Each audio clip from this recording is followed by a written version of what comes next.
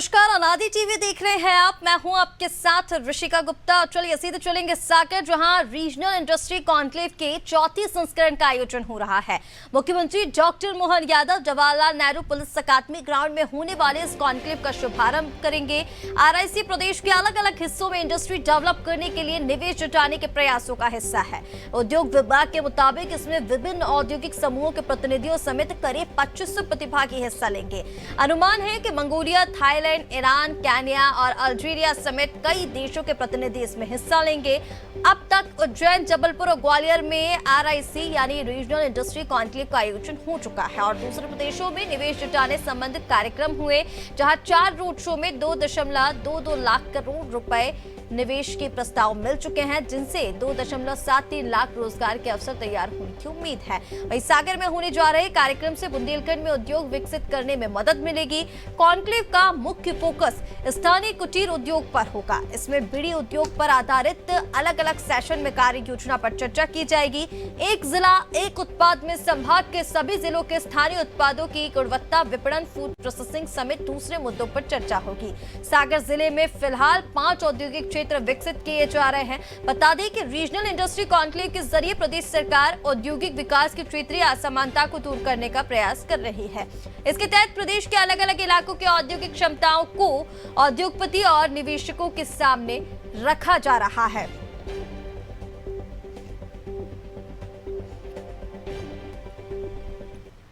यशस्वी प्रधानमंत्री श्रीमान नरेंद्र मोदी जी की बताई गई 4 कैटेगरी पे पूरा ध्यान दे रही है। खास करके युवाओं के लिए रोजगार के अवसर मध्य प्रदेश में तलाशने के लिए और गरीबों का भला करने के लिए, महिला, किसान, सभी प्रकार के उद्योग। प्रधानमंत्री श्रीमान नरेंद्र मोदी जी की बताई गई 4 कैटेगरी पे पूरा ध्यान दे रही है। खास करके युवाओं के लिए रोजगार के अवसर मध्य प्रदेश में तलाशने के लिए और गरीबों का भला करने के लिए, महिला, किसान, सभी प्रकार के उद्योग लोग, उद्यमी लोग लगाए, लोगों को रोजगार मिले, प्रदेश को कर मिले, जीएसटी बढ़े और विकास के सभी आयाम चालू हो। और खास करके विकास के दायरे में सभी संभाग और सभी रीजन में उसका नीचे तक असर दिखे। इस सिलसिले में लगातार हमने रीजनल कॉन्क्लेव अर्थात संभागीय स्तर पर यह उद्यमशीलता की बैठकें आयोजित की है, जिसको अंग्रेजी में रीजनल कॉन्क्लेव कहते हैं। मैं मान के चलता हूँ कि बड़े पैमाने पर जिस ढंग से रिस्पांस आ रहा है और अभी तक के रिस्पांस के आधार पर कह सकता हूँ 2 लाख करोड़ से ज़्यादा का इन्वेस्टमेंट का अभी तक के MOU हमारे हुए हैं और ये लगातार कम जारी रहेगा। आज मैं सागर जा रहा हूँ। सागर बुंदेलखंड का हमारा अंचल है, जिसमें बहुत संभावना भरी हुई है। तो सागर में रीजनल इंडस्ट्रियल कॉन्क्लेव जारी है। कार्यक्रम में मुख्यमंत्री डॉक्टर मोहन यादव तमाम मंत्रियों के साथ मौजूद हैं। इस बार 3000 उद्योगपति निवेशक जुटेंगे, इसका अंदाजा भी लगाया जा रहा है। ऊर्जा खजुराहो डेस्टिनेशन वेडिंग हब बनाने की तैयारी, छतरपुरी फर्नीचर, दमोह के चने, टीकमगढ़ अदरक को दुनिया ट्राने की तमाम चीजों पर फोकस रहेगा। तो मध्य प्रदेश में रोजगार और विकास को लेकर सरकार के प्रयास लगातार जारी हैं और ये चौथा संस्करण रीजनल इंडस्ट्रियल कॉन्क्लेव का इस बार सागर में आयोजित किया गया, जहां मुख्यमंत्री डॉक्टर मोहन यादव भी मौजूद हैं। आज सागर में रीजनल इंडस्ट्रीज कॉन्क्लेव जो है वो आयोजित किया गया है। देश विदेश के उद्योगपति और निवेशक इसमें शामिल होने वाले हैं। उद्योगपतियों के साथ 1-to-1 चर्चा मुख्यमंत्री स्वयं करेंगे और आपको बता दें विस्तृत कार्य योजना पर चर्चा की जाएगी। कुटीर उद्योग पर विशेष फोकस इस बार रहने वाला है। कई सारे सेक्टरल सत्र आयोजित इसमें किए जाएंगे। 1 दिवसीय आरआईसी का आयोजन किया गया। सीएम कई परियोजनाओं का वर्चुअल लोकार्पण और शिलान्यास भी आज करने वाले हैं। सागर, भोपाल, नर्मदापुरम संभाग के क्षेत्रीय कार्यालय के लिए ये जो तमाम प्रयास है वो किए जा रहे हैं। सागर में MPITC के रीजनल कार्यालय का भूमि पूजन, सागर, दमोह, पन्ना, टीकमगढ़, छतरपुर पर भी विशेष फोकस रहने वाला है। निवाड़ी जिलों में जिला निवेश प्रोत्साहन केंद्र का लोकार्पण भी मुख्यमंत्री करने वाले हैं। तो सागर में आज आरआईसी यानी रीजनल इंडस्ट्रीज कॉन्क्लेव का आयोजन किया गया। आपको बता दें ऊर्जा खजुराहो के साथ सागर के पुरानी बीड़ी और अगरबत्ती उद्योग को पुनर्जीवित करने पर भी विशेष फोकस बना हुआ है। शहर के पीटीसी ग्राउंड में हो रहे कॉन्क्लेव में 3000 से ज्यादा डेलीगेट्स और इंडस्ट्रियलिस्ट शामिल होंगे, जिनसे 1-to-1 चर्चा मुख्यमंत्री डॉक्टर मोहन यादव के साथ की जाएगी। पर्यटन के साथ निवेशक सागर में एग्रो इंडस्ट्रीज और खनन के क्षेत्र में भी दिलचस्पी दिखा रहे हैं। और चलिए सागर से हमारे साथ ब्यूरो हेड ब्रिजेश चौकसी जी जुड़ गए हैं। ब्रिजेश जी, पिछले कॉन्क्लेव को अगर हम देखें तो पिछले 3 कॉन्क्लेव को तो अच्छा खासा निवेश मध्य प्रदेश को मिला है। इस बार सागर में ये जो कॉन्क्लेव कराया जा रहा है, क्या कुछ इससे बेहतर मिलने की संभावनाएं हैं विकास और रोजगार को लेकर? निश्चित तौर पर देखिए सागर में बहुत सारी संभावनाएं हैं। हम देख रहे हैं कि सागर में आपको पर्यटन के क्षेत्र में बहुत सारी संभावनाएं हैं, पेट्रोकेमिकल के क्षेत्र में बड़ी संभावना है, यहाँ पे बीड़ी उद्योग हो सकता है उसके क्षेत्र की संभावना है, यहाँ पे कृषि केंद्र बन रहे हैं खोरई में, 75 से ज्यादा इंडस्ट्री है उसको यहाँ पे बहुत सारी संभावना है। कृषि से संबंधित हीरा के बड़े खदान है, यहाँ पे हीरा से संबंधित यूनिट होती है उसकी बहुत सारी संभावना है। तो बुंदेलखंड में संभावनाएं बहुत है, पूरी संभावनाओं को ध्यान में रखते बुंदेलखंड के सागर में बिजली केंद्र है बुंदेलखंड का, यहाँ पे समिट की गई है ताकि क्षेत्रीय विकास हो सके, हर क्षेत्र का विकास हो सके। इसी उद्देश्य से डॉक्टर मोहन यादव सरकार क्षेत्रीय समिट कर रही है। हमने देखा उज्जैन में हुई, जबलपुर में हुई, ग्वालियर में हुई, चौथी समिट जो है वो सागर में हो रही है ताकि बुंदेलखंड का भी अन्य क्षेत्रों की तरह विकास हो सके। वो सरकार की मंशा है और उन्हीं उद्योगों पर यहाँ फोकस किया गया है जिनको यहाँ पे संभावना है, चाहे पर्यटन की संभावना हो, चाहे एग्रीकल्चर की हो, चाहे कृषि हो, उद्योग की हो। इस उद्योगों को फोकस करते हुए यहाँ 2,500 से अधिक हम देख रहे हैं निवेशक आ रहे हैं। यहाँ पे कुछ विदेशी देशों के प्रतिनिधि भी आ रहे हैं, विदेशों से प्रतिनिधि आ रहे हैं। तो आप देखिए तमाम तरह की संभावनाएं ये देखने की जा रही है। और जो पंडाल में मैं खड़ा हूँ का, इस पंडाल में तो संभावनाएं नजर आएंगी आपको। यहाँ पे दिखाया गया है कि बुंदेलखंड में क्या क्या चीजें हो सकती है। यहाँ खजुराहो के मंदिर के बारे में बताया गया है, ओरछा के मंदिर के बारे में बताया गया है, यहाँ पेट्रोकेमिकल्स के बारे में बताया गया है, गुड़ी का उद्योग कैसा था आपको बताया गया है। यहाँ पे इस तरह की आपको तस्वीरें उकेरी गई है कि जो भी यहाँ पे निवेशक आएंगे, उद्योगपति आएंगे, वो देख लेंगे कि बुंदेलखंड में क्या क्या है, क्या क्या संभावना है, बुंदेलखंड की कला क्या है, बुंदेलखंड का प्राचीन क्या है, यहाँ पुरातन मंदिर है, खजुराहो मंदिर की बात ठीक है कि 5,000 पुराने जैन धर्म को बहुत बड़े केंद्र है, यहाँ पे आते धर्माधिक मंदिर है, वो संभावनाएं दिख रही है।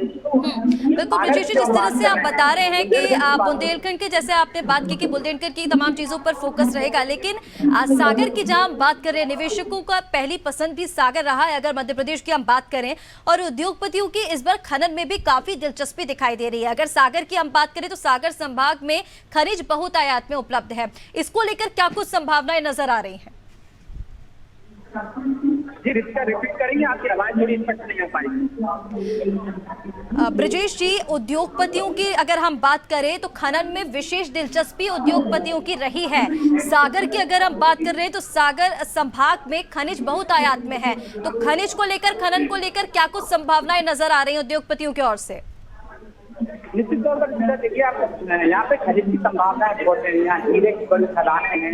आप देखिए यहाँ पे यदि खदाने पे है लेकिन हीरा निकलता है तो वो यहाँ से मुंबई चला जाता है या गुजरात चला जाता है। तो हीरा की जो उत्पादकता है यहाँ पे है मध्य प्रदेश की पन्ना में, यहाँ आसपास आपको खनिज बहुत सारी संभावना है, लेकिन वो प्रोसेसिंग यूनिट नहीं है। यदि हीरा निकल रहा है तो वो प्रोसेसिंग यूनिट के लिए गुजरात में जा रहा है या फिर वो मुंबई में जा रहा है। तो संभावना यहाँ पे इस तरह की बहुत सारी है।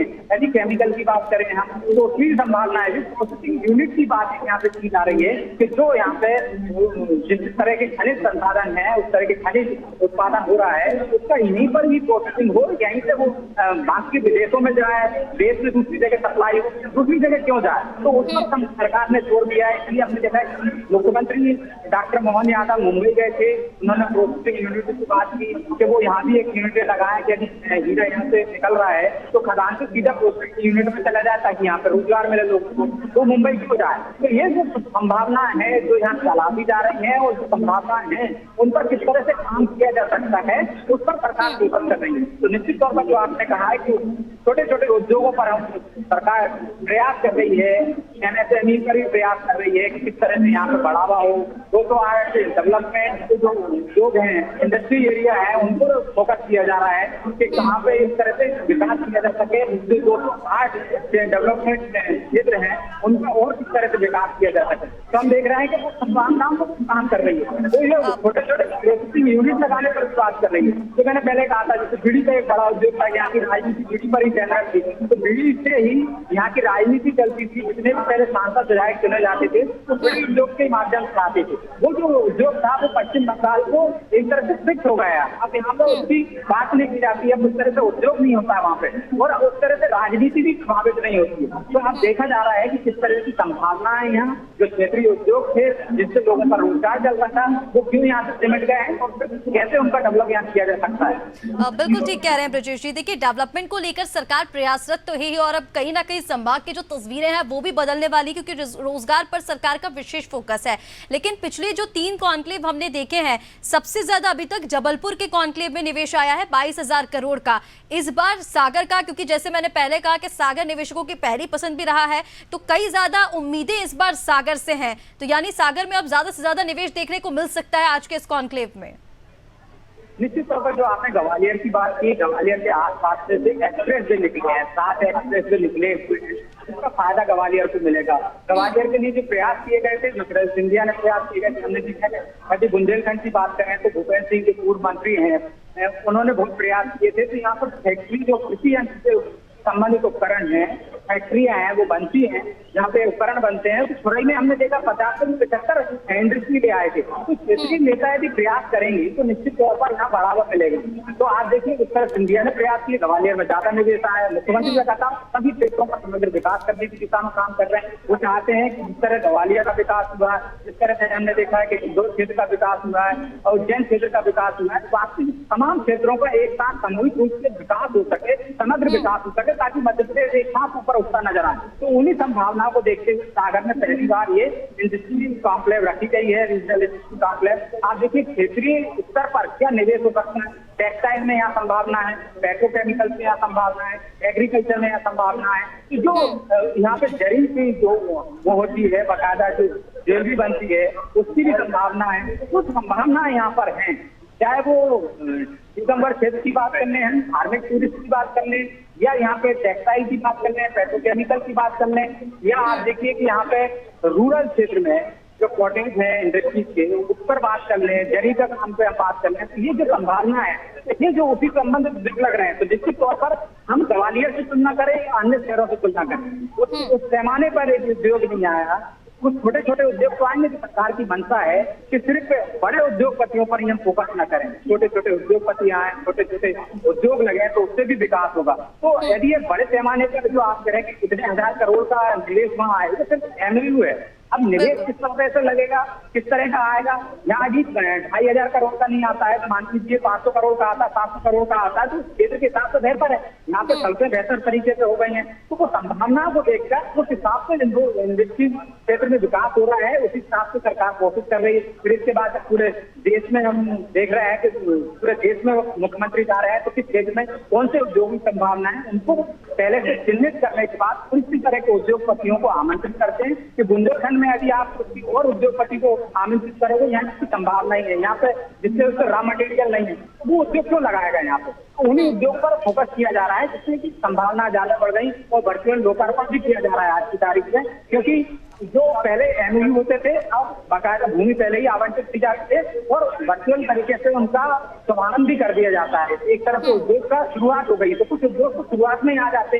पहले जिसे कहा गया बुंदेलखंड के बारे में, लोग आए थे यहाँ पे, एक तरह से जो बकरी का दूध रहता है उसके लिए इंडस्ट्री लगने की बात हुई थी पिछली समिट में, लेकिन वो जमीन भी दे दी गई थी और वो उद्योगपति ने उद्योग नहीं लगाया। तो उस पर सरकार का फोकस है कि जो उद्योगपति आ रहे हैं, निवेश करने की संभावना है, उसको जमीन दे दी गई है, वो आगे भी उस पर काम कर रहे हैं कि नहीं कर रहे हैं, इसके लिए बाकायदा लेकर खिड़की के माध्यम से, यानी खास तौर पर ब्रजेश जी यहाँ पर पूरा जो फोकस है वो बुंदेलखंड पर ही होने वाला है। क्योंकि हम अगर देखें तो लंच में जब 300 जो इंडस्ट्रियलिस्ट हैं, उद्योगपति हैं, वो मुख्यमंत्री के साथ आज लंच भी करने वाले हैं, 1-to-1 उनकी चर्चा होगी, राउंड टेबल पर ये सारा डिस्कशन होने वाला है। उसे नाम भी बुंदेलखंडी जायका ही दिया गया है। यानी जो विशेष फोकस है, जिस तरह से आपने बताया, कुटीर उद्योग की अगर हम बात कर ले, बीड़ी उसकी बात कर ले, या फिर बुंदेलखंड की बात कर ले, तो विशेष जो फोकस है वो इन्हीं सब चीजों पर रहने वाला है सेशन में।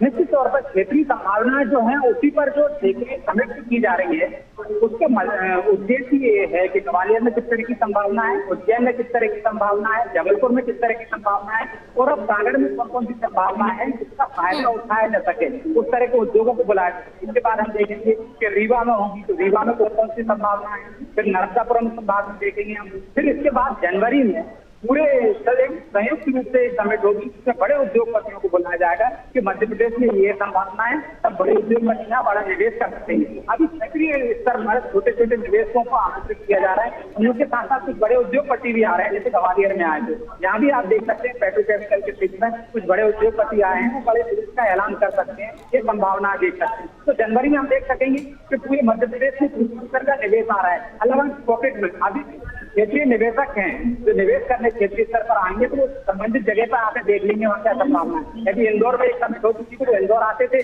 उनको बता दिया जाता था कि बुंदेलखंड में, सागर में या उज्जैन में या ग्वालियर में, जबलपुर में ये जमीन है, इसमें आपको जमीन मिल जाएगी, यहाँ ये संभावना है। अब उद्योग खुद आ रहे हैं यहाँ पर, तो क्षेत्रीय स्तर पर आप जाकर देख रहे हैं तो उनको खुद जमीन का आंकड़ा हो जाएगा, वहाँ पे लोगों से मुलाकात हो जाएगी, तो इसका फायदा निश्चित तौर पर होगा। और ये समिट का उद्देश्य ये है कि बुंदेलखंड का विकास पे फोकस है इसका। बिल्कुल आप ठीक कह रहे हैं। देखिए समिट का विशेष फोकस जो है वो बुंदेलखंड पर बना हुआ है, लेकिन अगर लोकल प्रोजेक्ट्स की हम बात करें तो लोकल जो प्रोजेक्ट्स हैं उसको एक रोजगार का जरिया बनाने की जो कोशिश है वो की जा रही है। जैसे एक जिला एक उत्पाद का जो कार्यशाला है वो भी आयोजित की जाएगी। इसको लेकर क्या कुछ जानकारी है, इस पर कैसे काम किया जाएगा जो लोकल प्रोजेक्ट्स हैं उन पर? देखिए रोशनी, 1 to 1 चर्चा करेंगे उद्योगपतियों से। यदि कोई लोकल स्तर पर जो छोटे छोटे उद्योगपति हैं वो भी इस समिट में आएंगे, छोटे उद्योग लगाना चाह रहे हैं, उनको कोई समस्या है, उनसे भी मुख्यमंत्री सीधे चर्चा करेंगे। बाकायदा यहाँ पर 1 to 1 चर्चा के माध्यम से उनकी जो समस्याएं अधिकारी उनसे चर्चा कर रहे हैं, क्या क्या संभावना है, उनको क्या समस्या है और क्या चाहते हैं वो। तो वो छोटे उद्योगों के बारे में भी वहाँ पर एक फोकस किया जा रहा है, उनको उतनी ही गंभीरता से लिया जा रहा है जिस गंभीरता से हम देखते हैं कि बड़े उद्योगपतियों को लिया जाता था कि आप उद्योग लगाने आ रहे हैं तो आपको क्या परेशानी है। तो छोटे छोटे उद्योगपति, छोटे छोटे निवेशक आ रहे हैं, तो स्टार्टअप भी कह सकते हैं, उनके लिए बाकायदा पूरा सही समय दिया जा रहा है ताकि वो भी ये देख सकें कि यहाँ पे क्या संभावना है। आप तो पहले से देख चुके हैं यहाँ पर कि उनके लिए संभावना है और वो ये उद्योग लगाना चाह रहे हैं, तो सरकार उनका सपोर्ट करने के लिए मौजूद है। और वो ये बताना चाहती है कि देखिए आप उद्योग लगाना चाहते हैं तो ये जमीन है आपको, और कोई परेशानी है तो बताइए किस तरह का उद्योग, छोटे छोटे निवेश होंगे, कितने लोगों को रोजगार मिलेगा। तो हमने ये भी देखा है कि 10 लोगों को रोजगार देने वाला उद्योगपति यहाँ मौजूद है, 500 लोगों को भी रोजगार देने वाला उद्योगपति यहाँ मौजूद है। और वो ये बता रहा है सरकार को कि मैं भी आज 10 लोगों को रोजगार दूंगा तो कल से 10 से 20 होंगे, 20 से 50 होंगे। तो ऐसा नहीं है कि बड़े निवेशकों पर ही फोकस कर रही है, छोटे स्तर पर ही फोकस कर रही है, चाहे 10 लोगों को रोजगार मिले, चाहे 20 लोगों को मिले, फिर इसके बाद किस तरह से वो बढ़ेगा व्यापार, उस पर भी काम कर रही है। तो उसको भी नजरअंदाज नहीं कर रही है। 10 लोगों को रोजगार देने की बात कर रहा है, उसे भी उतना ही महत्व माना जा रहा है, महत्वपूर्ण माना जा रहा है, उन्हें भी दिया जा रहा है और उसको प्रोत्साहित किया जा रहा है कि आप यहाँ पे उद्योग लगाइए, जो भी सरकार की मदद होगी वो किया जाए। बिल्कुल ठीक है ब्रजेश जी, तमाम जो तैयारियां हैं वो सरकार में रोजगार और विकास को लेकर लगातार की जा रही हैं और आज सागर में RIC यानी कि रीजनल इंडस्ट्रीज कॉन्क्लेव का आयोजन किया गया है। तमाम जो लोकल प्रोजेक्ट्स हैं उन पर सरकार का फोकस बना हुआ है। अब फिलहाल वहां पर क्या कुछ स्थितियां सागर में बनी हुई हैं, कब तक मुख्यमंत्री की 1 to 1 जो चर्चा है उसकी शुरुआत होने वाली है, अभी तक कितने देशों से डेलीगेट्स वहां पर पहुंच चुके हैं ब्रजेश जी? 6 देशों के डेलीगेट आ चुके हैं, यहाँ पे प्रतिनिधि पहुंच चुके हैं। मुख्यमंत्री कुछ ही देर में यहाँ पहुंचेंगे। अधिकारी जो उद्योगपति हैं, जो निवेशक हैं, उनसे 1 to 1 चर्चा कर रहे हैं, बाकायदा उनसे उनका जो प्रस्ताव है उसका विचार कर रहे हैं और मध्य प्रदेश में उनको सरकार से क्या मदद है, उनको जमीन के बारे में बता रहे हैं। वो तमाम तरह का प्रोसेस जो है उनके सकते हैं, वो प्रक्रिया है यहाँ पर चल रही है। इसके बाद जब वो उद्योगपतियों से खड़े मुख्यमंत्री भी 1 to 1 चर्चा करेंगे। और एक बात और बता दूं मैं कि यहाँ पे डिसाइड हो चुका है कि अब 7 और 8 फरवरी को 2025 में भोपाल में समिट होगी, जो ग्लोबल इन्वेस्टर समिट होगी। तो जो हम बात कर रहे थे कि पूरे मध्य प्रदेश के बारे में बात की जाएगी, बड़े बड़े उद्योगपति आएंगे और इसके साथ साथ उनके क्षेत्रीय समिट हो रही है, इनकी एक तरह से समीक्षा भी की जाएगी उससे पहले कि कितना निवेश हम क्षेत्रीय समिट के माध्यम से ले आए हैं और कितनी और संभावना है। और उसी समिट में यहाँ पे जो निवेशक हैं, जो निवेश कर चुके होंगे, जिनको और ज्यादा मदद की जरूरत है, उनको लगता है कि और संभावना है, अगर छोटा उद्योग लगाए बड़ी भी संभावना है, तो उनको भी उसमें शामिल किया जाएगा और उनको उस तरह से प्रोत्साहित किया जाएगा, जमीन दी जाएगी, उसकी भी चर्चा हो रही है। जो हमारी अधिकारियों से यहाँ चर्चा हुई है,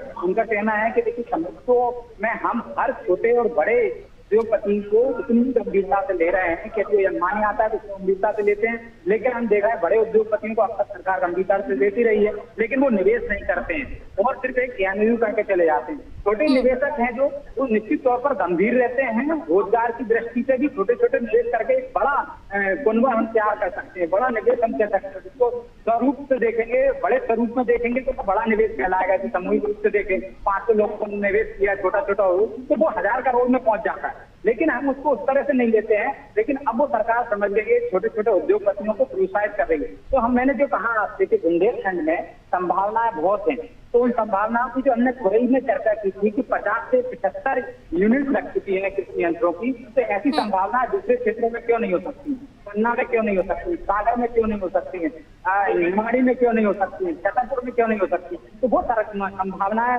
तलाशी जा रही हैं, उसमें क्या दिक्कतें आती हैं उस पर चर्चा की जा रही है। इसके बाद मुख्यमंत्री बाकायदा आएंगे और एक जो चर्चा का जो सार निकलेगा, जो उद्योगपतियों से चर्चा हो रही है अधिकारियों की, जो एमओयू कर रहे हैं, जो निवेश कर रहे हैं, जो जमीन ले रही है उनको, वो समग्र रूप से कुछ देर बाद आपको मुख्यमंत्री बताएंगे कि कितना निवेश सागर में आ गया है, खेत में कितनी परमिट लगने वाली है। 2500 हिंदी जो आ रहे हैं निवेश करने के लिए, जिन्होंने प्रस्ताव दिया है, जिन्होंने आमंत्रण स्वीकार किया है, वो अधिकांश आ चुके हैं और उनसे चर्चा जारी है।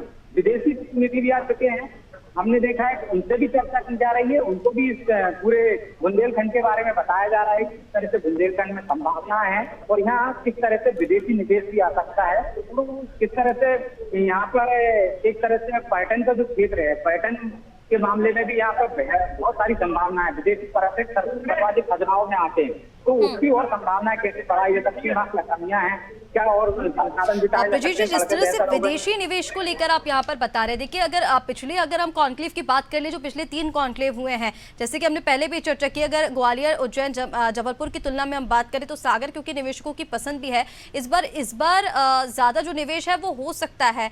लेकिन अगर विदेशी निवेश को हम बात करें तो उसकी क्या कुछ संभावनाएं नजर आ रही, क्योंकि पिछले 3 कॉन्क्लेव में विदेशी जो निवेश है वो कुछ ज्यादा खास नहीं रहा था। देखिए रोशनी, जब हम 5-8 फरवरी को जो ग्लोबल इन्वेस्टर मीट होगी उससे हम देखेंगे तो विदेशी निवेश कितना आता है। अभी जो प्रतिनिधि आ रहे हैं वो यहाँ संभावनाएं तलाश कर रहे हैं, उनको यहाँ पर आमंत्रित किया गया है, उनको बुंदेलखंड के बारे में बताया जा रहा है कि यहाँ क्या क्या संभावना है, आप देख लीजिए। और इस संभावनाओं के साथ साथ उनके जो प्रस्ताव है उसको भी दिया जा रहा है। यदि कुछ विदेशी निवेश यहाँ आएगा, जैसे इसकी संभावना हम कह सकते हैं पर्यटन के क्षेत्र में आ सकता है, पेट्रोकेमिकल के क्षेत्र में आ सकता है, प्लास्टिक के क्षेत्र में आ सकता है, जो बुंदेलखंड की हम बात कर रहे हैं। इसी तरह से अलग अलग बेल्ट में अलग अलग विदेशी निवेश आ सकता है, उसकी संभावनाएं तलाश की जा रही है कि इन्वेस्टर इन्वेस्ट कर रहे हैं यहाँ पे। विदेशी इन्वेस्टर्स हैं वो यहाँ का जो लोकल उद्योग है उसमें पैसा लगा दें, सरकार की ये मंशा है। इस दृष्टि से जो विदेशी प्रतिनिधि है उनको बुलाया जाता है, उनको यहाँ की संभावनाएं बताई जाती हैं और ताकि वो भी यहाँ पे निवेश के लिए इच्छुक हों, उनको भविष्य में कोई संभावना दिखती है। यदि विदेशी निवेशक आए, उनको पेट्रोकेमिकल के बारे में, यहाँ सबसे बड़ा उद्योग है यहाँ पे बिना रिफाइनरी के रूप में, यहाँ पे बहुत सारी संभावना है, तो वहाँ यहाँ इन्वेस्ट कर सकते हैं, जिससे इस क्षेत्र में और विकास हो सकता है। तो उसकी संभावना सरकार तलाश रही है। इसलिए हमने देखा है ग्वालियर हो, जबलपुर हो, उज्जैन हो, वहाँ भी आपको विदेशी प्रतिनिधि आए थे और उन्होंने वहाँ पे बताया, देखा था, उसकी सराहना भी की गई। तो इसका आगे हमको परिणाम देखने को मिलेगा रोशनी कि कितना विदेशी निवेश आने की संभावना है। वो हम बिल्कुल आप ठीक कह रहे हैं ब्रिजेश जी, इसका आने वाले समय में परिणाम तो जरूर देखने को मिलेगा, क्योंकि मध्य प्रदेश सरकार बहुत ही बेहतर तरीके से लगातार प्रयासरत है कि कैसे मध्य प्रदेश में रोजगार के जो साधन है वो बढ़ाए जाए। खासकर लोकल प्रोजेक्ट्स को जिस तरह से आपने जानकारी दी है, या फिर उद्योगपतियों को लेकर जिस तरह से हम जानकारी यहाँ पर दिखा रहे हैं दर्शकों को भी, कि किस तरह से निवेश जो है वो मध्य प्रदेश में लगातार बढ़ता जा रहा है। और इस बार सागर में भी पूरी कोशिश की जा रही है कि ज्यादा से ज्यादा जो निवेश है वो यहाँ पर हो। फिलहाल आपका हमारे साथ जुड़ने के लिए बहुत शुक्रिया। तो लगातार देश के दिल में बम्पर निवेश को लेकर हम चर्चा कर रहे हैं। सागर में RIC यानी कि रीजनल इंडस्ट्रीज जो कॉन्क्लेव है वो आज आयोजित किया जा रहा है और इसमें 300 से ज्यादा जो उद्योगपति हैं, जो बाहरी देश के डेलीगेट्स हैं, वो भी शामिल हो रहे हैं। देखना होगा कि कितना विदेशी देशी जो निवेश है वो इस बार मध्य प्रदेश में आएगा। फिलहाल के लिए इस बुलेटिन में इतना ही। अब बने रहिए अनादि टीवी के साथ। नमस्कार।